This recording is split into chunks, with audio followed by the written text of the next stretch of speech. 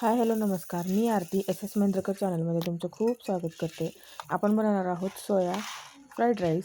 आणि हे बघा, हे तांदूळ घेतलेत अर्धा किलोच्या थोडे कमी आहेत.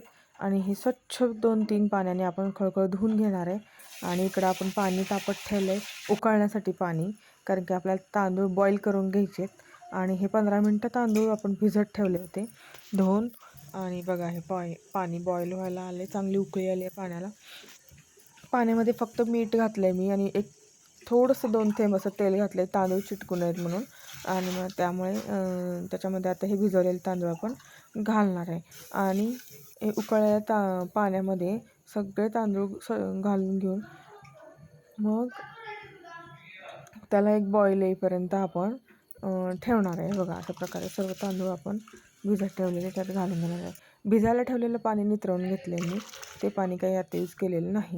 त्याच्यामुळे बघा, हे आता तांदूळ घातल्यामुळे थोडं पाण्याचा बॉईल कमी झाला आहे.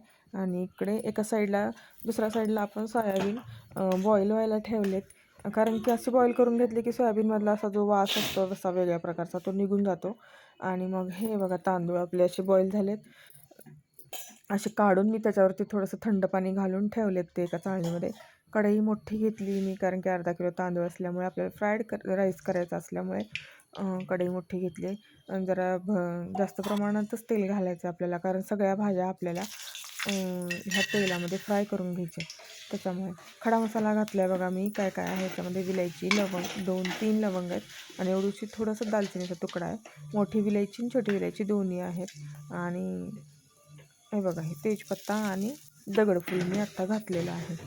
आणि हे छान असं थोडंसं तडतडलं सगळा गरम मसाला की हे बघा, फ्लॉवर, बटाटा, कांदा आणि शिमला मिरची आणि टमॅटो मी असे कट करून ठेवले होते स्लाईसमध्ये. आता हे मी व्हेजीस सगळ्या ह्या घालून घेणार आहे तेलामध्ये. आणि व्यवस्थित छान प्रकारे थोडं मिडियम गॅस करून सर्व व्यवस्थित फ्राय करून घेणार आहे मी. एकदाच सगळ्या व्हेजीस घातल्यात, कारण की त्या एकाच लेनमध्ये सर्व फ्राय होतील म्हणून. मग बघा, हे बघा, टमॅटो वगैरे सर्व मी त्यात टाकले. आणि मग हे व्यवस्थित फ्राय करून घ्यायचं आहे, कारण की कच्च्या आहेत. आपण बॉईल केलं की त्या भाज्यांचा सगळा अर्क त्या पाण्यामध्ये उतरून जातो आणि त्या पाण्याचा आपल्याला काही उपयोग पुन्हा या भातामध्ये होणार नाही आहे. त्यामुळे मी या भाज्या सगळ्या अशा कच्च्या धुवून स्वच्छ तेलामध्ये टाकलेले आहेत. हे बघा, हे सोयाबीन आपले पाणी नितरून घेतले मी. मीठ घालून पाण्यामध्ये उकळले होते ते सोयाबीन. आणि आता ते पाणी नितरून घेतले आणि ह्या तेलामध्येच ह्या भाज्यांसोबत ते सोयाबीन पण मी घालणार आहे. कारण की आपण जो काही मसाला घालू ह्या तेलामध्ये ह्या भाज्यांसोबत त्या सोयाबीनला पण तो मसाला लागेल. आणि त्या सोयाबीनचा असा जो वेगळा वास येतो तो येणार नाही. सोयाबीनला पण एक टेस्ट छान येईल. त्याच्यामुळे मी या भाज्यांमध्ये तो सोयाबीन पण घालून घेतलं आहे. हे बघा, चवीपुरतं मीठ घालून घ्यायचं आहे. भाताला आपण भात उकळतानाच मीठ घातलेलं होतं, त्यामुळे ह्या भाज्यांना लागेल एवढं मीठ आपण घालून घेणार आहे. मिठाचं प्रमाण जरा बेतानेच वापरा, नाहीतर भाजीमध्ये आणि भातामध्ये असं दोन्हीमध्ये मीठ खूप जास्त झालं की भाताची टेस्ट बिघडून जाईल. आणि हे बघा, हे व्यवस्थित असं फ्राय करून घ्यायचं, परतून घ्यायचं. मीठ ह्याच्यासाठी घातलं ह्या स्टेजला मी की त्या भाज्या ज्या आहेत त्या कोरड्या होऊन खाली कढईला चिटकू नयेत. मिठामुळे थोडं ओलसरपणा येतो, पाणी सुटतं. त्यामुळे हे बघा, मी इथे 2 हिरव्या मिरच्या तोडून घातलेल्या आहेत तुकडे करून. आणि कारण की लहान मुलं आहेत माझ्या घरामध्ये, जास्त तिखट आमच्या घरात चालतच नाही. त्यामुळे हे बघा, असं सगळं व्यवस्थित परतून घ्यायचे. बघितलं का, मिठामुळे थोडंसं पाणी सुटलं की नाही भाज्यांना. तर अशा प्रकारे ह्या भाज्या सगळ्या व्यवस्थित परतवून घ्यायच्यात. एक जास्तीत जास्त 5 मिनिट लागतात ह्या भाज्या मीडियम फ्लेमवर परतवून घ्यायला. आणि तुम्ही जर झाकण ठेवणार असाल तर त्यापेक्षाही कमी टाईम लागतो. पण मी हे ओपन याच्यासाठी ठेवलं की आपल्याला लगेच एकामागे एक मसाले घालायचे. त्यामुळे हे बघा, मी इथे 1 चमचभर हळद आणि 2 चमचे लाल मिरची टाकून घेतलेली आहे. तर ही लाल मिरची घरी केलेलीच आहे. गुंटूर मिरची वापरतो आम्ही घरी. हे बघा असं. आणि ह्या सगळ्या भाज्यांना व्यवस्थित ते लावून घ्यायचे, परतून घ्यायचे एकसारखं व्यवस्थित. आणि याच्यामध्ये टमॅटो केचप आणि 1 चमचा रेड चिली सॉस होतं, ते दोन्ही पण मी मिक्स करूनच घेतलेलं होतं. ते मी ह्याच्यामध्ये टाकलं आहे आत्ता. थोडंसं अजून टमॅटो सॉस मी टाकले त्यात. हे बघा, हे सोया सॉस.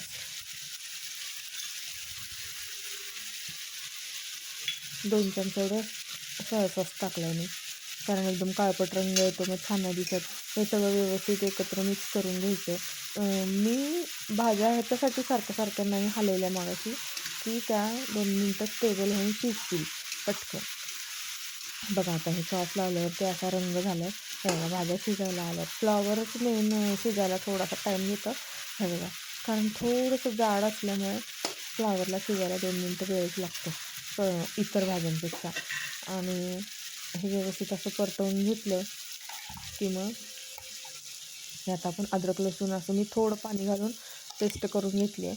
एक 2 पोहे खायचे चमचे असं अद्रक लसूणचं पेस्ट असेल तेवढं मी त्यात घातलं तर बघा.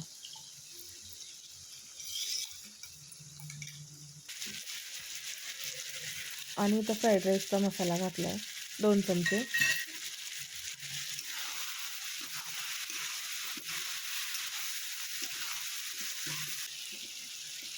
बघा असा रंग आला आहे.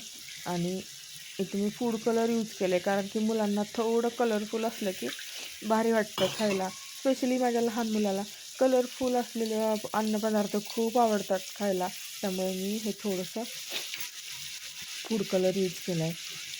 तुम्हाला स्किप करायचं असेल तर तुम्ही स्किप करू शकता. असं काही मेजर नाही आहे त्याचं इम्पॉर्टन्स ह्याच्यामध्ये या रेसिपीमध्ये. फक्त कलर म्हणजे कसं आहे, मुलांना लहान मुलांना असं रंगीत वेगवेगळं असलेलं की खायला छान वाटतं, त्यामुळे हे यूज केलं आहे मी. दुसरं काहीच कारण नाही आहे त्याला. हे बघा हे छान अशा भाज्या शिजल्यात आपल्या. आता ह्याच्यामध्ये मी अर्धा लिंबू क्वीज करून घेणार आहे, कारण की एक टँगीनेस येतो लिंबूमुळे.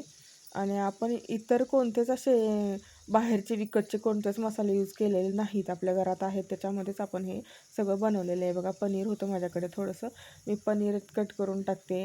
आणि हे पनीर पण व्यवस्थित मिक्स करून घ्यायचं आहे. पनीर पाण्यात ठेवले होते धुवून म्हणजे काय फ्रीजरमध्ये होतं ते, आणि त्यामुळं मी पाण्यात ठेवलं आहे त्याला, तर त्याचं थोडंसं पाणी पडलं याच्यामध्ये. हे बघा असं झालं आहे हे सगळं आपलं मिश्रण. आणि आता हे व्यवस्थित हलवून घ्यायचं, आपल्याला मिक्स करून घ्यायचं. मेन प्रोसिजरच आहे याची, की ह्या भाज्या व्यवस्थित मसाल्यामध्ये फ्राय झाल्या पाहिजेत, नाहीतर अजिबातच टेस्ट लागणार नाही भाताला. आणि आपण आता हे बॉईल केलेले तांदूळ मीन्स भात तयार झालेला आपला, आपण या भाज्यांमध्ये ओतून व्यवस्थित त्याला परतून घेणार आहे.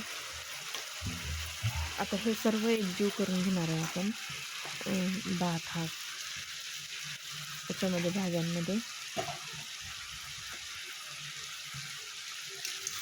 हे बघा, आणि मी उलटण्याचा वापर याच्यासाठी केला आहे या रेसिपीमध्ये, कारण की दुसरे चमचे घेतले की भात तुटतो, उलटण्याने भात तुटत नाही. भात असो किंवा पोहे परतताना आपण उलटण्याचाच वापर केला पाहिजे.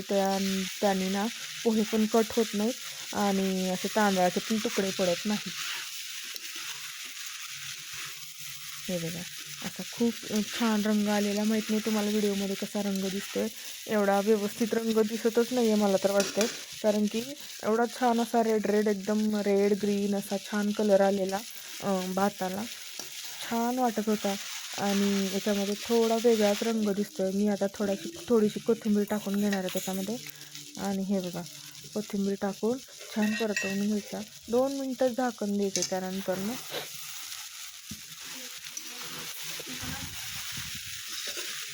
हे बघा अशा प्रकारे व्यवस्थित, अजिबात एकही कण भाताचा तुटत नाही.